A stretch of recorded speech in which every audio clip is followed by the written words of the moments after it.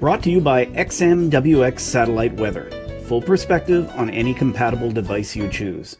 And by Avidyne. Now you have a choice, and the choice is easy. Avidyne. And by Sennheiser.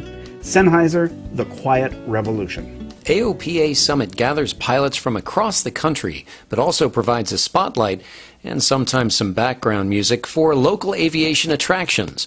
Richard Grosser of Palm Springs Air Museum was on hand with one of this country's first jet trainers. Behind me is the Lockheed T-33 jet trainer. This aircraft was derived from the P-80 Shooting Star, which is our nation's first mass-produced jet fighter. Work on this was started in 1943. The plane made its first flight in 44 and went into service shortly after the end of World War II. It was produced in fairly large quantities. Several thousand of these were made and were also given to other countries. Canada produced them. Actually, Canadair produced them in Canada. But they were quickly surpassed by more recent fighters, more specifically the F-86. So Lockheed came up with the idea of adding 3 feet to the fuselage, putting a full dual control system in it, and turning it into a trainer. Initially, the military wasn't terribly interested in the airplane, and they took, I believe it was about 70 of them. And the performance of the aircraft was so spectacular, and it was such a great training aid, they ended up buying thousands of them. It is also probably one of our first military aircraft with a full hydraulic boost system in it.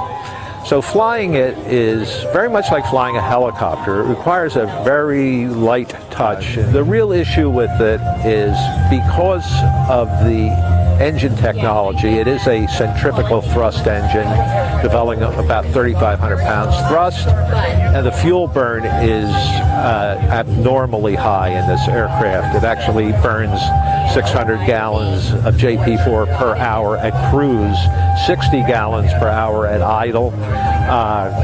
Considering the cost of fuel, it becomes an extremely expensive airplane to operate.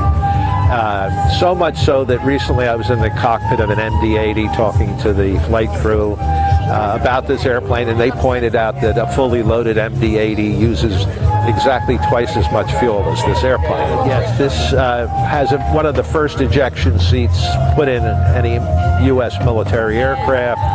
It is not the Martin Baker type rocket-equipped seat. This thing actually has 150 or 155 millimeter cannon shells in it. We do not arm the ejection seats when we fly it because you're probably better off staying in the airplane than getting blown out of this thing on the cannon shell and having your back crushed or worse. But it's a wonderful airplane. It's a joy to fly, and any competent pilot would have no trouble transitioning in this aircraft.